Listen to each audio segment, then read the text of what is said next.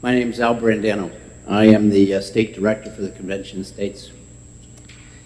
And may I begin in this beautiful hall, and I always am overwhelmed when I look around me of the people who have come before us and what they've had to do for the benefit of all of us. But I want to start with the words of Alexander Hamilton in 1788, Federalist 51. If men were angels, no government would be necessary. If angels were to govern men, neither external or internal controls on government would be necessary. In that spirit, I rise today in support of HCR 1, the resolution of the Convention of States to simply propose amendments to this U.S. Constitution and not change it. You may ask me why. I ask you, why not? 1, federal term limits. Why not? Over 80% of the U.S. population is in support of it. It's interesting, if you look at Congress and the Senate, they have a 19% approval rating, yet they're elected 95% of the time. If you were a lobbyist, who would you be investing in? Number 2, fiscal responsibility. Why not? It's supported by 70% of the U.S. voters. In fact, today when you left your house, your wife or husband probably asked you before you left if we were going to make the budget this week or we had to cut back on something.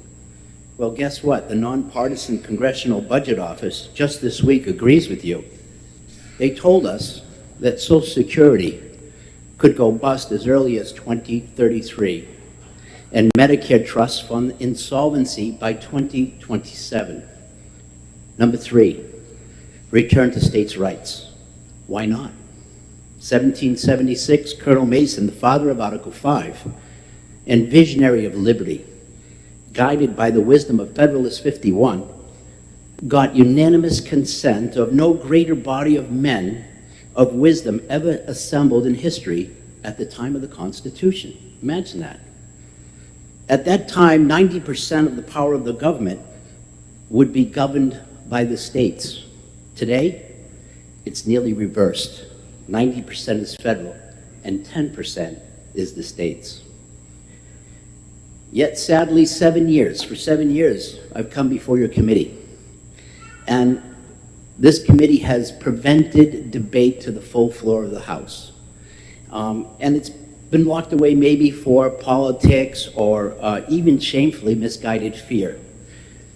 During this time that we've been unable to address this, the federal government has run away to $31 trillion. I want to indicate and show you what 31 trillion is. We talk about it, but we don't know.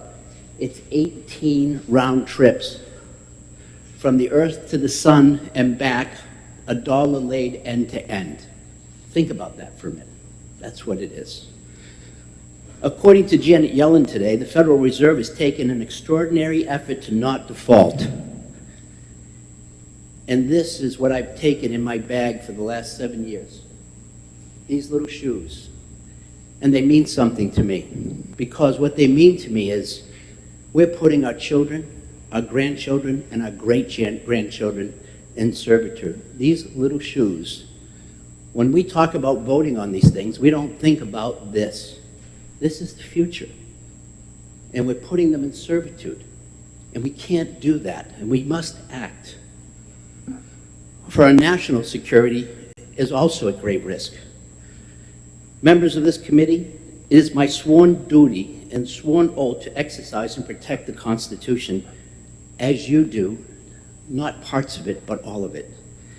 Democrat, Independent, Republican, Libertarian, to come together in a peaceful way to form a more perfect union. I have great faith in you to do the justice of the people and the state of New Hampshire. You will do well in the signers and following the signers, their wisdom, their courage, and the visionary of Colonel Mason, who inspired the principles of Article 5.